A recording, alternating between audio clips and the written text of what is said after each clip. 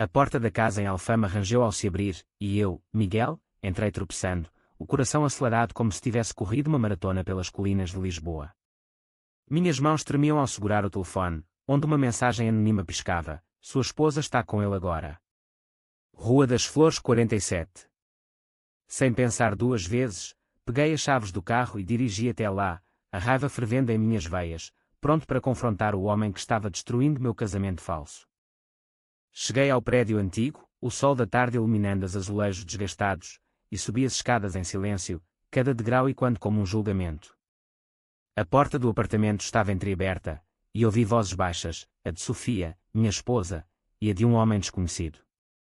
Empurrei a porta com força, e lá estavam eles, Sofia, com os olhos arregalados de surpresa, e ele, um homem alto, de cabelos escuros e olhar penetrante, virando-se para mim com uma calma que me desarmou instantaneamente. Quem é você? Gritei, mas ele apenas sorriu levemente, como se soubesse algo que eu ignorava. Eu sou o Tiago, respondeu ele, sua voz grave ecoando no pequeno quarto. Sofia tentou intervir, gaguejando desculpas, mas eu a ignorei, fixando os olhos nele. Você acha que pode roubar minha mulher e sair impune? Minha voz saiu rouca, carregada de uma fúria que mascarava o vazio dentro de mim. Tiago se aproximou devagar, sem medo, e sussurrou: Miguel, eu sei porque você está realmente aqui. Não é por ela. Meu mundo parou. Como ele sabia meu nome? E o que ele queria dizer com aquilo? O ar ficou pesado, e eu senti um calafrio percorrer minha espinha, como se o segredo que eu enterrara por anos estivesse prestes a explodir. Meu casamento com Sofia fora uma fachada desde o início. Aos 28 anos, eu cedi à pressão da família conservadora em Porto, onde meu pai, um pescador tradicional, sempre repetia que um homem de verdade constrói uma família. Casar-se é o dever, filho, dizia ele, ignorando meus silêncios prolongados durante as festas familiares. Sofia era amiga de infância, bonita e compreensiva, mas nosso relacionamento nunca passou de uma amizade forçada em algo mais. Eu a amava como irmã, mas o toque dela me deixava vazio. E agora, esse Tiago, com seu olhar que parecia ler minha alma, ameaçava desenterrar tudo. Voltei para casa naquela noite, a mente em turbilhão. Sofia ligou várias vezes, mas eu ignorei. Em vez disso, pesquisei sobre Tiago no telefone, um arquiteto de 30 anos, solteiro, vivendo em Lisboa há 5 anos. Nada fora do comum, exceto uma foto em uma rede social onde ele aparecia em uma manifestação pelo orgulho LGBT, sorrindo ao lado de amigos. Meu estômago revirou. Será que ele era? Não, Sofia disse que ele era hetero, um colega de trabalho. Mas por que ele me olhou daquele jeito? Decidi que precisava confrontá-lo sozinho, sem ela. Marquei um encontro em um café no Bairro Alto, fingindo querer resolver as coisas civilizadamente. No dia seguinte, o café estava lotado de turistas, o cheiro de pastéis de nata misturando-se ao burburinho. Tiago chegou pontual, vestindo uma camisa simples, e sentou-se à minha frente.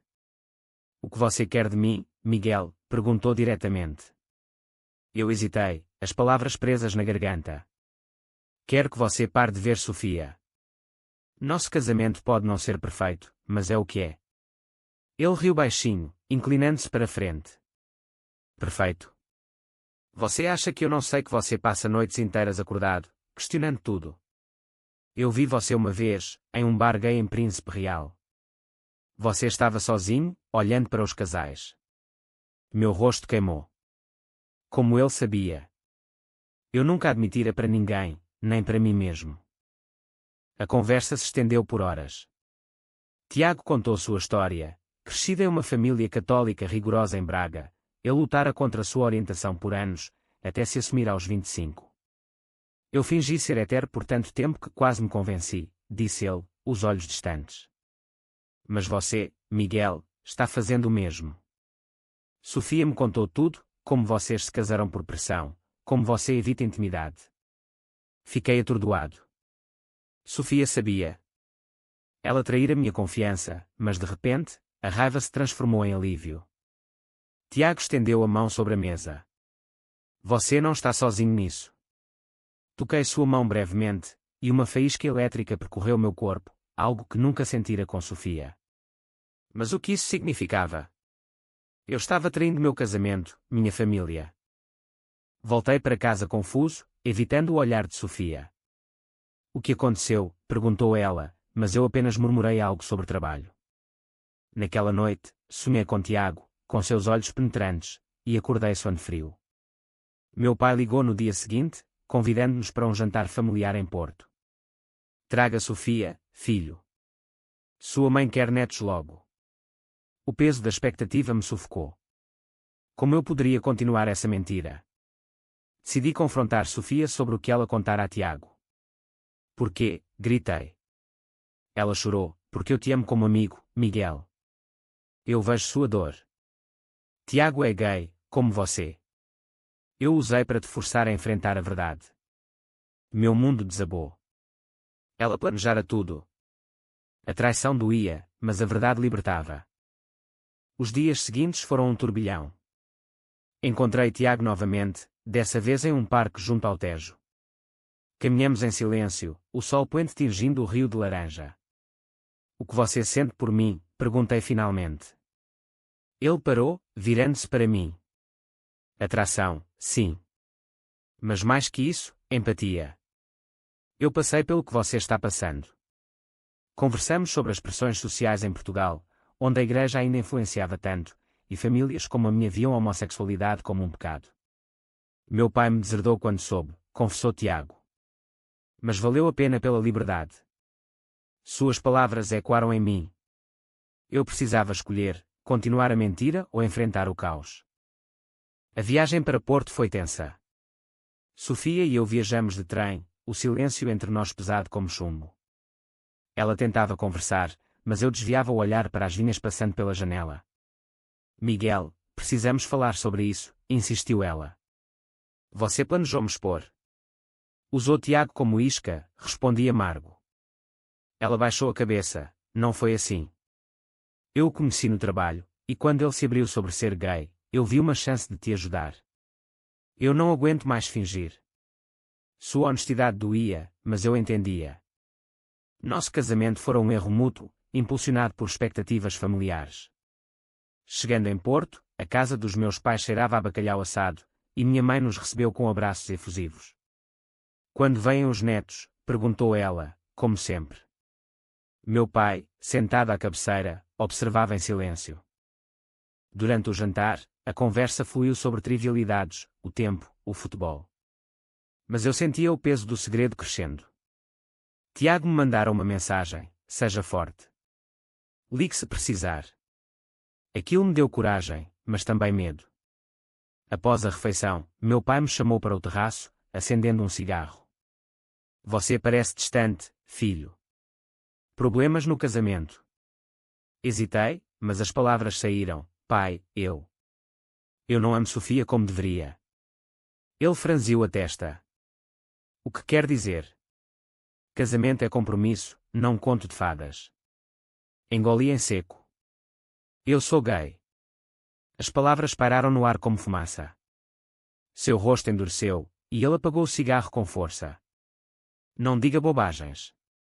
Isso é influência de Lisboa, essa cidade liberal. Ele se afastou, deixando-me sozinho com o eco de sua rejeição.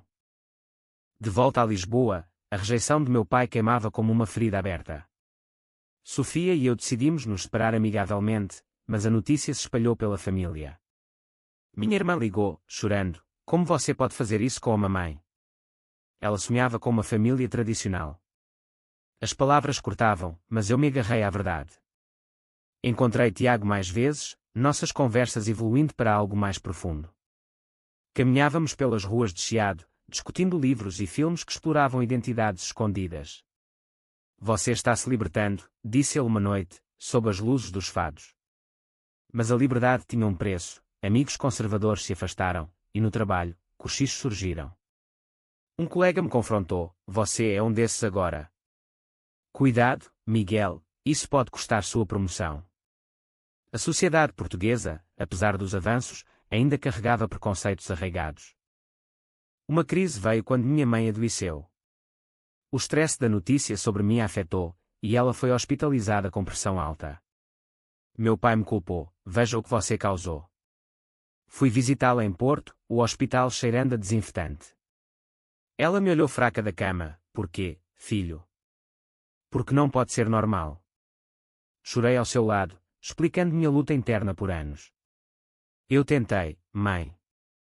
Mas viver uma mentira me matava por dentro. Ela tocou minha mão. Eu te amo, mas isso dói. Saí dali destruído, questionando se minha escolha valera o sofrimento dela. Tiago me esperava em Lisboa, oferecendo conforto. Famílias levam tempo para aceitar, disse ele. Mas e se nunca aceitassem? A tensão aumentou quando Sofia, em um ato de raiva, contou a mais pessoas sobre Tiago. Rumores se espalharam. Miguel trocou a esposa por um homem. Enfrentei olhares julgadores na rua, e um primo distante me mandou uma mensagem odiosa: você envergonha a família. Decidi confrontar Tiago sobre seus sentimentos reais. Isso é só pena de mim? Perguntei em seu apartamento. Ele negou. Não, Miguel. Eu me apaixonei por você durante nossas conversas. Seu beijo, casto, mas intenso, selou algo novo. Mas a culpa me consumia. Eu traíra Sofia emocionalmente. E o que diria a sociedade? Os meses seguintes foram de reconstrução. Comecei terapia, explorando minhas inseguranças. Tiago me apresentou uma comunidade LGBT em Lisboa, onde ouvi histórias semelhantes, de rejeição, mas também de resiliência. Um evento no Príncipe Real me mostrou casais felizes, vivendo abertamente. Mas o conflito interno persistia. Era certo impor minha verdade à família. Meu pai parou de falar comigo, e minha mãe ligava esporadicamente, dividida. Sofia, por sua vez, encontrou paz em um novo relacionamento verdadeiro. Eu te perdoo, disse ela em um café. E você deve-se perdoar. Suas palavras foram um bálsamo, mas o caminho à frente era incerto. A alta temporada em Lisboa trouxe turistas e calor, mas meu mundo interno estava em tormenta. Tiago e eu estávamos construindo algo real, mas as sombras do passado nos perseguiam. Uma noite, em um jantar com amigos dele, um deles perguntou como sua família reagiu. Contei a história, e as respostas variaram, empatia de alguns, ceticismo de outros. Em Portugal, ainda é duro em cidades pequenas, comentou um. Voltei para casa pensando no custo, perdi contatos profissionais, e uma oferta de emprego em Braga foi retirada sutilmente. Eles sabem, pensei. Tiago me incentivou, lute pelo que acredita. Mas e se a luta destruísse tudo? Um confronto maior veio quando meu pai apareceu em Lisboa sem aviso. Bateu na porta do meu novo apartamento, o rosto envelhecido pela raiva. Precisamos falar, disse ele. Sentamos na sala simples, o ar tenso. Você está destruindo nossa família. Pense na sua mãe. Respondi, pai, eu estou vivendo minha verdade. Porque isso é um crime. Ele balançou a cabeça. Na minha época, homens não faziam isso. É contra Deus. Argumentamos por horas, citando a evolução da sociedade portuguesa pós-ditadura, as leis de casamento gay. Isso não muda o que a Bíblia diz, rebateu ele. Saí dali exausto, mas com uma semente de dúvida, e se eu estivesse errado em forçar a aceitação? Tiago me apoiou, mas nossa relação enfrentou testes. Ele queria tornar público, postar fotos nas redes. Por que esconder? Perguntou. Eu hesitei. Minha carreira, minha família. Isso levou a uma briga. Você ainda tem vergonha de nós. Ele saiu batendo a porta, deixando-me sozinho com meus demónios. Liguei para Sofia, agora uma aliada improvável. Dê tempo a ele, aconselhou. Você levou anos para se aceitar. Reconciliamo-nos no dia seguinte, mas a ferida permaneceu. A sociedade nos pressionava. Um artigo no jornal sobre discriminação LGBT me lembrou dos riscos. Uma virada veio em uma manifestação pelo orgulho. Tiago me convenceu a ir, as ruas de Lisboa cheias de cores e vozes. Pela primeira vez, me senti parte de algo maior. Mas um conhecido da família me viu e contou ao meu pai. A reação foi imediata, uma carta deserdando-me. Você escolheu esse caminho, escreveu. O choque me derrubou, e eu questionei tudo. Tiago me abraçou. Eles podem te rejeitar, mas você tem uma nova família aqui. Mas o preço era alto, isolamento emocional, noites insones. A terapia ajudou a navegar os conflitos. Meu terapeuta explorou minhas escolhas. Você sacrificou segurança por autenticidade. Foi certo. Refleti sobre as alternativas: continuar casado, infeliz, traindo a mim mesmo. Não, isso seria pior. Tiago e eu crescemos juntos, enfrentando preconceitos diários, como olhares em restaurantes. Uma noite, um grupo de jovens nos insultou na rua. Tiago enfrentou: isso é Portugal moderno. Eles recuaram, mas o medo permaneceu. O outono trouxe chuvas a Lisboa, espelhando minha turbulência interna. Meu emprego estava em risco, o chefe, conservador, insinuou: fofocas afetam a imagem da empresa. Decidi lutar, contratando um advogado para proteção contra a discriminação. Tiago apoiou, mas sua própria família reapareceu, exigindo que ele endireitasse. Eles querem que eu volte para Braga, confessou. Isso nos dividiu: você vai embora. Ele negou, mas a dúvida plantada. Enfrentamos uma crise quando ele recebeu uma oferta de emprego lá. É uma chance, Miguel. Mas eu fico por você. Seu sacrifício me culpou, eu o prendia. Uma traição veio de um amigo em comum. Ele espalhou rumores sobre nosso relacionamento, alegando que eu corrompi Tiago. As redes sociais explodiram com comentários odiosos. Tiago sofreu no trabalho, perdendo um projeto. Vale a pena? Perguntei chorando. Ele respondeu: você vale. Mas o dano estava feito. Minha mãe ligou, suplicando: volta atrás, filho. Pelo amor de Deus. Rejeitei, mas o coração doía. Em uma viagem a Sintra, buscamos refúgio. Os palácios nebulosos nos inspiraram conversas profundas sobre escolhas morais. É ético impor nossa felicidade sobre o sofrimento alheio? Perguntei. Tiago ponderou: a felicidade autêntica beneficia todos a longo prazo. Mas e o curto prazo? Voltando, enfrentei meu pai novamente, em uma reunião familiar forçada. Ele ofereceu: volte com Sofia, e esqueço tudo. Recusei: isso seria mentira. Ele saiu furioso, cortando laços definitivos. A resiliência cresceu. Participei de um grupo de apoio LGBT, compartilhando minha história. Outros ecoaram: famílias rejeitadoras, mas vidas reconstruídas. Tiago e eu adotamos um cachorro, simbolizando compromisso. Mas uma crise de saúde de Tiago, estresse levando a uma úlcera, me fez questionar. Eu causei isso, pensei. Ele negou: a sociedade causou. O inverno em Lisboa foi frio, mas nosso amor aquecia. Planeamos uma viagem ao Algarve para escapar. Lá, praias vazias nos permitiram refletir. O que perdemos? Perguntei. Tiago listou: famílias, amigos, segurança. Mas ganhamos liberdade. Verdade, mas o preço. De volta, uma surpresa: minha irmã apareceu, apoiadora. Eu te entendo, irmão. Mamãe está mudando. Esperança surgiu, mas devagar. Um confronto final com Sofia: ela se casaria novamente. Seja feliz, Miguel. Seu perdão curou feridas. Mas sociedade persistia, uma lei antidiscriminação foi debatida no Parlamento, nos dando voz. Tiago testemunhou, eu apoiei. O clímax veio quando meu pai adoeceu. Fui a Porto, apesar de tudo. No hospital, ele sussurrou: eu errei, filho. Reconciliação tênue, mas real. Tiago me esperava: veja, mudanças vêm. Os anos passaram, e Lisboa floresceu para nós. Tiago e eu nos casamos em uma cerimônia simples, amigos ao redor. Minha família, aos poucos, aceitou, mãe veio, pai mandou mensagem.